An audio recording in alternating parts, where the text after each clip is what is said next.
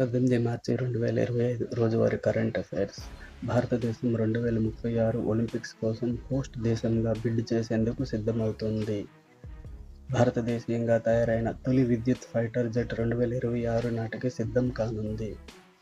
World health organisation ప్రపంచవ్యాప్తంగా tumour చికిత్స కోసం కొత్త ఔషధాన్ని ఆమోదించింది.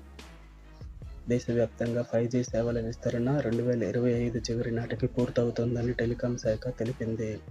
ప్రపంచంలోని అతి పొడవైన హైవే టన్నెల్ నిర్మాణానికి భారత ప్రభుత్వం అనుమతి ఇచ్చింది.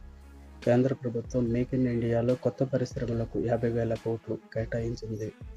భారత రైల్వేలు 2030 నాటికి 100% గ్రీన్ ఎనర్జీ లక్ష్యాన్ని చేరుకోనున్నాయి.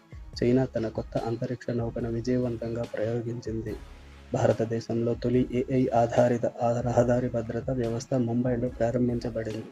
రష్యా ఉక్రెయిన్ యుద్ధంపై నేటి ఐక్యరాజ్యసమితి అత్యవసర